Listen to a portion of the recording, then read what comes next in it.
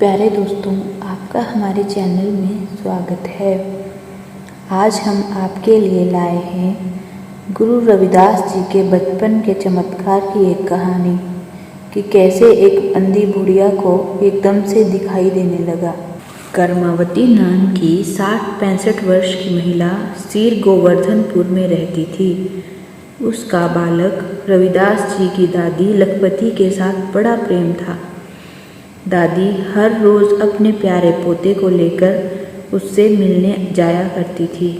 कर्मावती खुद लखपति जी से मिलने नहीं जाती थी क्योंकि उसकी आंखों की रोशनी गए 30 वर्ष बीत चुके थे, लेकिन फिर भी वह दिन भर चरखा चलाती थी।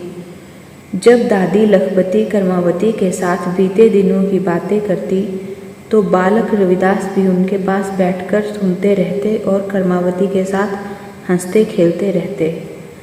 लखपति जी उससे अंधेपन में चरखा काटने का कारण पूछती तो कर्मावती रो पड़ती और अपनी निर्धनता का वृतांत व घरेलू अभाव के बारे में खुलकर बताती। बालक रविदास जी यह सब सुनते तो उनका कोमल हृदय पिघल जाता। एक दिन सुबह के समय कर्मावती चरखा काट रही थी। बालक रविदास जी अकेले ही उनके घर पहुंच गए। उन्होंने चुपचाप आकर उसकी धागे की टोकरी उठा ली और निकट ही खड़े हो गए। कर्मावती ने हाथ से टटोल कर धागे की टोकरी को देखा, परंतु उसे वह नहीं मिली। कुछ देर बाद बालक रविदास जी ने जब वह टोकरी उसी स्थान पर रख दी जहाँ से उठाई थी, तब कर्मावती का हाथ उस टोकरी से लग गया।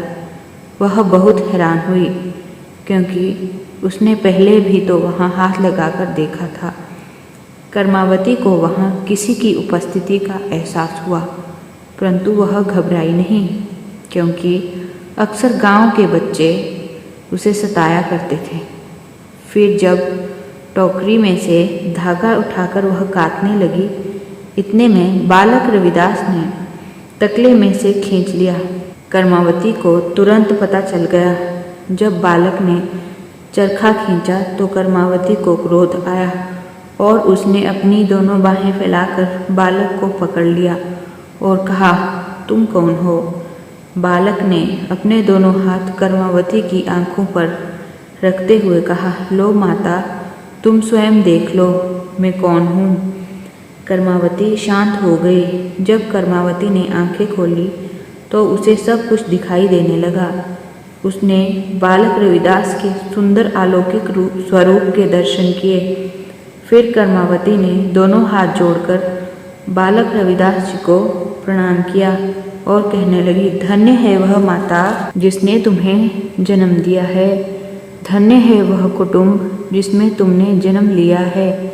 इसके बाद कर्मावती ने घर की प्रत्येक वस्तु की ओर देखा और मन ही मन बहुत प्रसन्न हुई। इतने में बालक रविदास वहाँ से चले गए। कर्मावती बालक के पीछे पीछे उनके घर पहुँच गई। उसने सारे परिवार को पूरी कहानी सुनाई। इस चमत्कार के बारे में सुनकर परिजनों को बड़ा आश्चर्य हुआ।